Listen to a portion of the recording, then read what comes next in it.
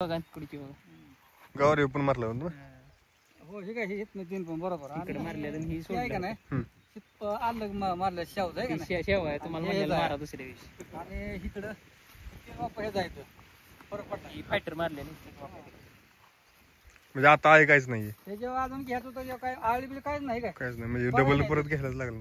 ठीक आहे बघाय आळी नाही अजिबात नाही त्याच्यात म्हणजे बघाय नाही आळी नाही आता असं थोडं आली ते गेलं तोडून टाकायचं नाळी कसलीच नाही एक फवार घ्यायची होती पण आता म्हणलं बघू उद्या तोडल्याशिवाय हो बरोबर थोड्याचं त्याला डाळ हल्लं की फवारणी द्यायला लागते. नमस्कार शेतकरी मित्रांनो, मी ओमकार जगदाय. तर आज आपण आलो आहोत परकंदी गावामध्ये संजय हिंगे यांच्या प्लॉटवरती. तर त्यांचा वाटाण्याचा प्लॉट आहे, त्याच्यामध्ये त्यांची गवारी पण आहे.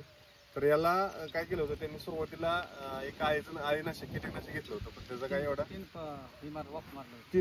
म्हणजे दुसरा त्याच्या आधी फवारणी घेतली पण रिझल्ट कुठला भेटत नव्हता.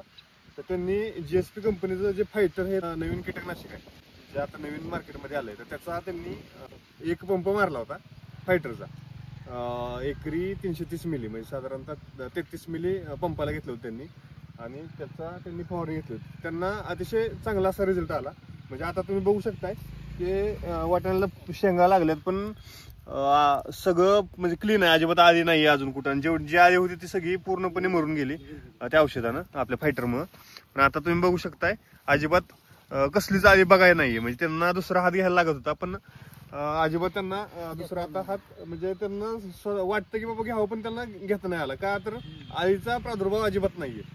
तर त्यांच्याकडून जाणून घेऊयात की त्यांना कशा पद्धतीने या फायटर या कीटकनाशकाचा त्यांना रिझल्ट आला. ते नाही ना फरक पडला या औषधाचा. अजून तर काय किडा नाही. नमस्कार, संजय ज्ञानदेव इंगळे, राहणार परकंदी, जिल्हा सातारा, मान तालुका, गाव परकंदी. हे आत्ता एक औषध घेतलंय डेमोसाठी, पण आळीसाठी चांगला फरक पडलाय. आणि अजून परत काय घेऊन पण ती काय वाटली नाही औषध मारावं असं, पण चांगला फरक पडलाय. तिकडे बी असे गावारी तर 3 वापर होतं त्याच्यावर मारलाय पंप. मग ह्यातनंच त्यात एका वाप्याला नाही ती त्याला काय बरोबर काय त्याला नाही, पण त्यात फरक पडलाय. या गावारी मारलं न मारलं काय हे 3 वापर मारलं गावारीचं. पुढे दाखवत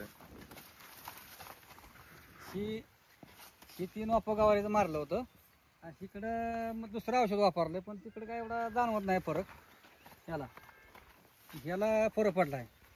तिथं न मारल्यामुळे पानं वगैरे अशी तुम्ही बघू शकता की पूर्ण अशी राऊंडिंग वगैरे झालेले आहेत. आणि ह्या साईडला शेजारीच असं आहे पूर्ण त्या ठिकाणी क्लीन पानं वगैरे आहेत.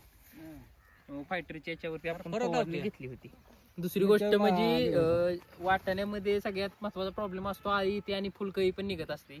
तर समजा जर तुम्ही एखादं जर वापरलं तर फुलगळ होण्याची शक्यता असते. मग ती होऊ नये म्हणून जे फायटर आहे तर त्याच्यामध्ये मिथोक्झोफेनोझाइड प्लस इमामेक्टिन असल्यामुळे तुम्ही कोणत्याही अवस्थेमध्ये वापरू शकता. फक्त वाटाणाच नाही तर मका असेल, तुमचा वाटाणा असेल किंवा व्हेजिटेबल पिकं म्हणजे त्याच्यामध्ये वांग्यामध्ये एक जास्त प्रमाण असतं की आळी लागणे किंवा वांग्याला बोर करून वांग खराब होणे.